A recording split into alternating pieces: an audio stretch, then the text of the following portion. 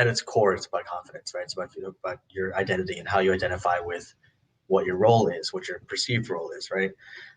So, for example, someone who's new to a role, or a new manager, a new leader of some sort, they might not feel aligned with that role yet.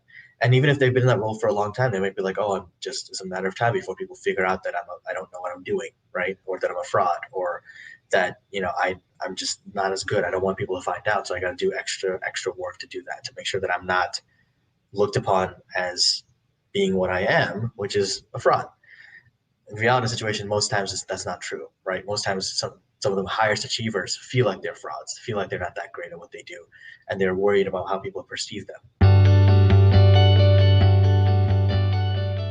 There's this Absolutely. perception that men can't share their emotions, or they're not supposed to share their emotions. And so as a result, you have a lot of guys who are dealing with this and just not able to talk about it with anyone, and not able to confide in anyone about it. So yeah, to your point, it's both men and women. Imposter syndrome is not about external validation at all, because ultimately you get the external validation. People are coming to you. They're looking at you as that professional, as that expert in your field or whatever. They're already looking at you that way. But that doesn't matter to you. It's not something that registers to you. So you're already getting the external validation, but you need it universally. Uh, and that's just not reality. Ultimately, you need your own validation, the internal validation that you're not giving yourself. And you have to realign your identities in that way, so that you're actually looking at yourself that way first, before anyone else does. The second thing I want to say is, like, this happened back to the male versus female thing. I was talking to a group of law students a couple of years ago. I did a coaching experience for them, all like a full day kind of program. And one of the guys mentioned that he was dealing with this. And three of the girls in the room were like, whoa, but you're a guy. What do you mean you're dealing with this? That's really a normally female thing. And then another guy in the room was like, actually, I deal with it too. And the girls were shocked, because they were like, we thought that this is something that only girls deal with. We didn't think the guys dealt with it, because you're a guy. Guys automatically have things easier than we do. And it's like, not so much. That's an assumption. We all have different challenges, right? It's not about someone has it easier automatically. It's different.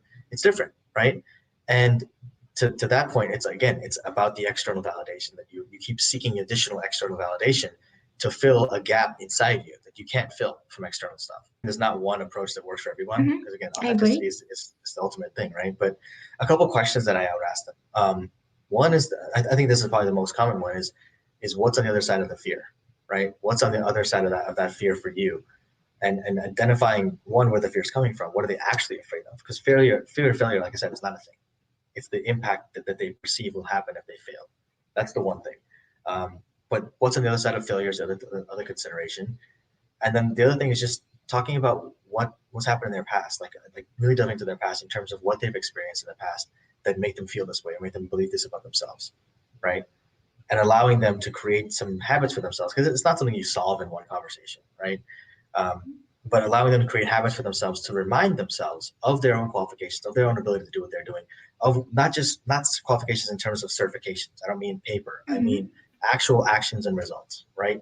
Who have they been able to work with? What have they been able to do and accomplish in their lives, professionally, personally, otherwise? Wherever they're feeling this stuckness, or this fear, this imposter syndrome, we delve into that part of their lives and find opportunities, find situations where they've been successful, where they didn't think that they might have been, where they've actually proven the opposite of what they're afraid of, and really remind themselves of that on a regular basis, so that then I can actually move forward and say to themselves, hey, this is actually not really founded in anything.